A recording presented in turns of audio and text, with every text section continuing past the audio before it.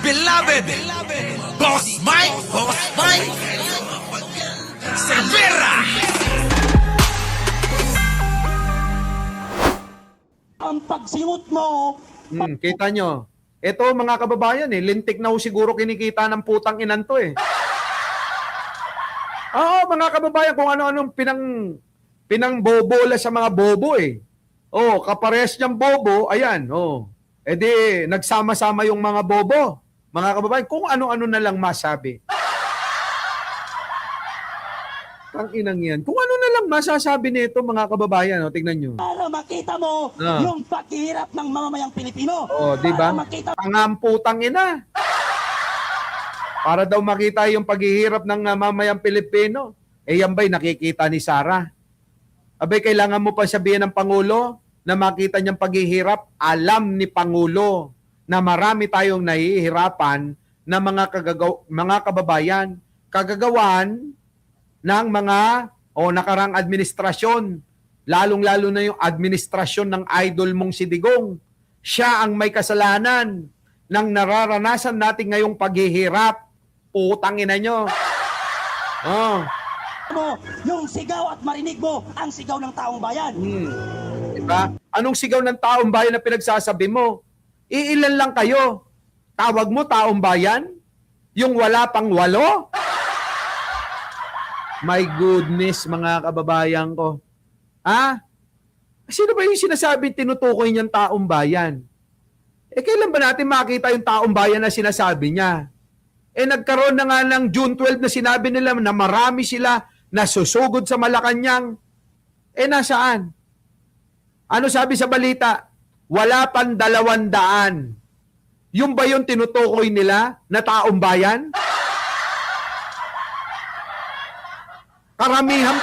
Karamihan pa sa wala pang 200, mga kababayan, karamihan sa kanila, mga vlogger pa na kumikita. Kaya akala ng mga bobo, tanga, mga mangmang, hindi ko naman nila lahat, yung mga OFW, makinig kayo, lalo na yung mga Bisaya. Yung karamihan ng mga Bisaya, hindi ko naman sinasabi na lahat ng Bisaya, Bisaya rin ako karamihan ng mga Bisaya na mga OFW, naniniwala kayo sa mga putang inang mga bobo na to. Diba? Baka taong bayaran, sabi ni Jet Jason. Diba mga kababayan? Wala nga kayong tao Ano ang titignan ni Pangulo? Mas inuuna ni Pangulo ang pangangailangan ng mga tao na may pangangailangan immediate, forthwith.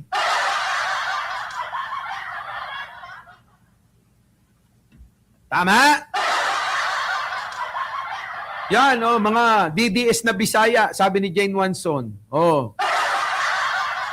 Manatili daw kayong tanga at bobo, sabi dito ni Arbic, galit na galit sa inyo. Mga kababayan ko. Di ba?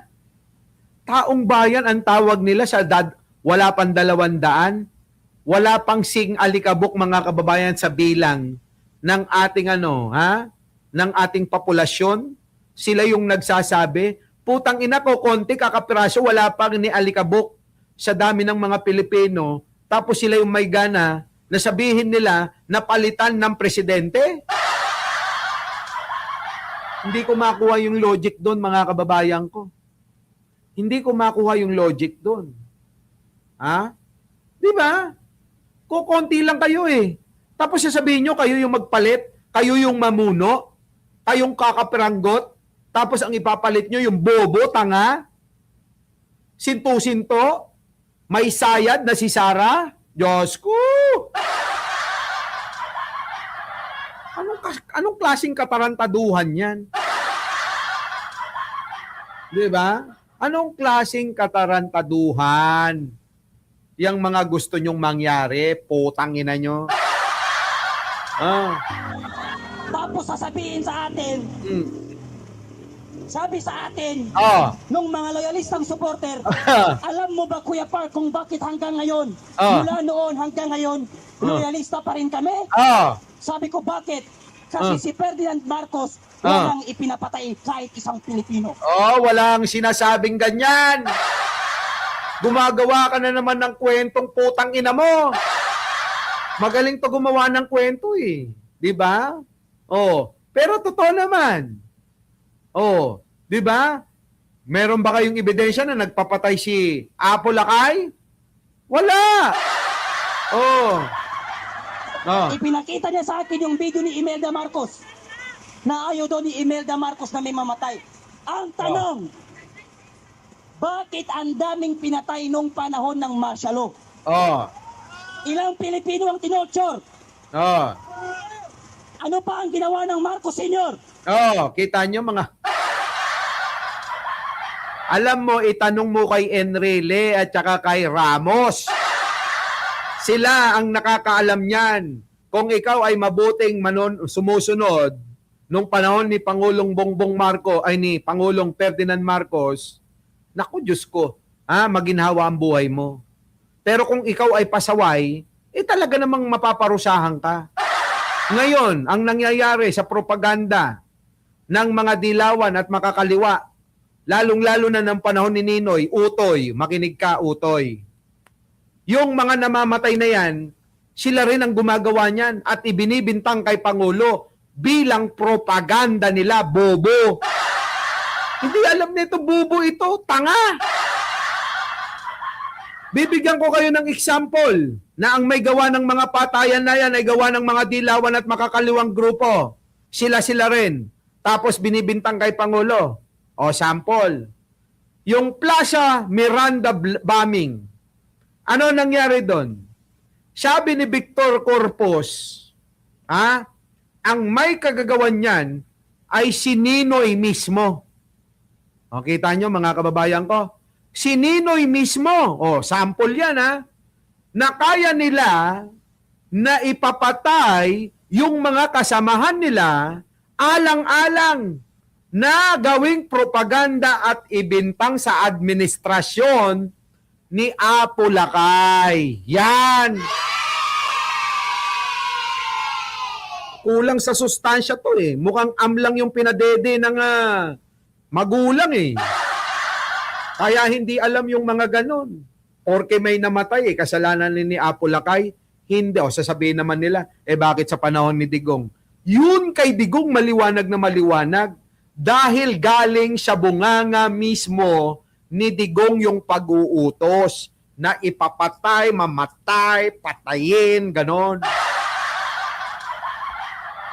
Di ba mga kababayan ko? Yan. Magkaiba yun. Kasi yan yung, alam ko, iyan ang yung ibabangga nila eh. Yung po bang panahon ni Duterte na marami siyang pinapatay, galing sa bunganga niya mismo yun. Galing sa bunganga mismo ni, ni Digong. Na ipapatay, patayin, ganyan, di ba? Si Pangulong Ferdinand Marcos Sr., meron bang galing sa bunganga niya na nag-utos na ipapatay si ganyan, ipapatay si ganon, gawing ganito yan, gawing ganon yan? Wala. Hindi ganon. Kasi ang mga nagpapapatay noon para guluhin yung gobyerno ni Apo Lakay noon, sila-sila rin. Yung mga gusto ng mga bumalik loob sa gobyerno, ang gagawin ng mga makakaliwang grupo, papatayin nila. Papatayin tapos ibibintang sa gobyerno. Ganyan ang mga nangyayari noon. Mga ano pa lang kayo noon, mga surot pa lang kayo. 'Di ba? Yung mga magulang nyo noon, malamang mga tamad kaya hindi kayo naibili ng S26. 'Di ba? Tama ba, Michael Alwag? Ano? 'Di ba? Malamang yung mga magulang hindi na ibilan to ng S26 at saka Promil, mga kababayan. Sisihin nyo yung mga magulang ninyo.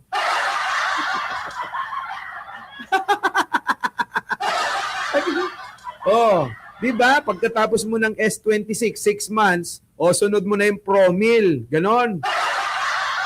Eh wala eh.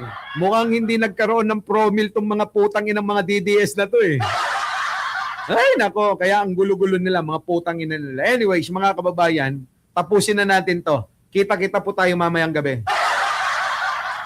Oo, at aalis muna ako saglit mga kababayan ha. Okay. Muli, maraming salamat sa inyong pagsama. Opo, at maraming salamat sa inyong lahat uli sa pakikinig. Opo. Oo, huwag kayong magsasawa. At bago tayo maghiwa-hiwalay, huwag niyong kalimutan na mag-like, mag-share at mag-subscribe.